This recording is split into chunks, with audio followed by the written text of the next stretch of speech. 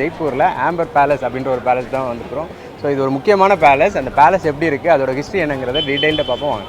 அந்த காலத்துல அரசர்கள் யானை மேல் அமர்ந்து தான் சுராஜ்பூல் அழைக்கப்படுற இந்த நுழைவாயில் வழியா அரண்மனைக்குள்ள வருவாங்க. இந்த அரண்மனையை 4 முக்கிய இடங்களா பிரிக்கலாம். எல்லா இடத்துலயுமே பெரிய பெரிய முற்றங்கள் இருக்கும். எல்லாமே வேற வேற காரணத்துக்காக கட்டப்பட்டது. திவானியாம், திவானிகாஸ், ஷேஷ்மஹல், சுக்னிவாஸ், இதுதான் அந்த 4 சிறப்பு இடங்கள். அதை ஒன்னொன்னா பார்க்கலாம்.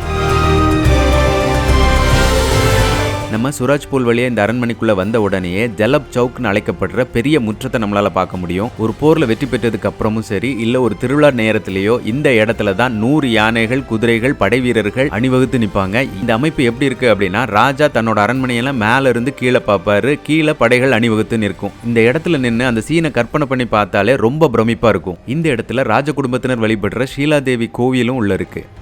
கொஞ்சம் மேலே ஏறி நடந்து வந்த உடனே நம்ம 2வது முக்கியமான இடத்துக்கு வந்துருவோம். அதுதான் திவானியாம். இங்க தான் ராஜா பொதுமக்களோட ஆலோசனை நடத்துவார். இங்க ஒரு மண்டபமும் இருக்கு. இந்த திவானியான்னு அழைக்கப்படுற இடம் வரைக்கும் தான் பொதுமக்களுக்கு அனுமதி உண்டு. அதுக்கப்புறம் கணேஷ் போல்னு அழைக்கப்படுற இன்னொரு நுழைவாயில் வழியா அரசர் தங்கி இருக்கிற மெயின் அரண்மனைக்கு போயிடலாம்.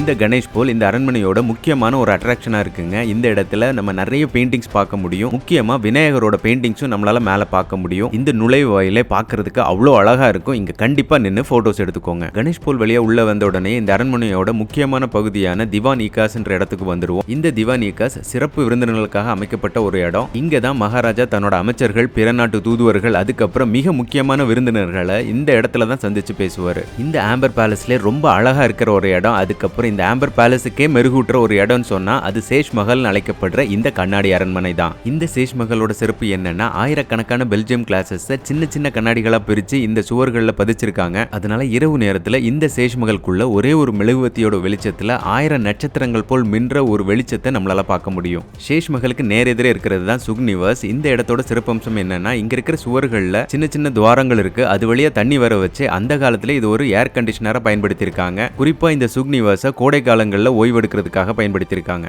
இந்த அரண்மனையோட கடைசி பகுதி தான் சினனான் அழைக்கப்படுற உமன்ஸ் குவார்ட்டர்ஸ். இது அரசரோட அந்தப்புறம்னே சொல்லலாம். கடைசியா பின்னாடி தான் இருக்கு. ராஜகுடும்பத்து பெண்கள் தங்குறதுக்காகவே ஒரு அரண்மனை கட்டின மாதிரி அதை கட்டியிருக்காங்க. இந்த அரண்மனையில வேற என்னெல்லாம் பார்க்கலாம் அப்படின்னா, அந்த காலத்துல தண்ணீரை எப்படி பயன்படுத்தியிருக்காங்க, கழிவறைகள் எப்படி இருந்திருக்கு, ஆம்பர் கோட்டையும் ஜெய்கர் கோட்டையும் இணைக்கிற ஒரு ரகசிய சுரங்கப்பாதை இருக்கு. அதுல ஒரு பகுதியை நமக்கு பார்க்கறதுக்கு அலோவ் பண்றாங்க. உங்களுக்கு டைம் இருந்துச்சுன்னா அதையும் நீங்க பாருங்க.